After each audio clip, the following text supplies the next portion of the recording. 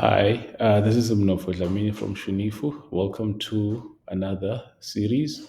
So, in this series, we'll be talking about marks and teaching loads.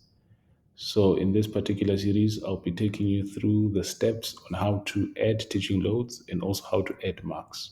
So, when we talk of teaching loads, we're making reference to the subjects that you teach in the classes that you teach those subjects and the students that you teach those specific subjects. So, I'll be taking you through that particular process or through that particular workflow. Number one, on how to add teaching loads. That is how to tell the system which subjects you teach and in which classes you teach. You teach those subjects, and also be showing you how to add marks, how to manage marks, how to delete marks, how to transfer marks, and also how to view basic analytics.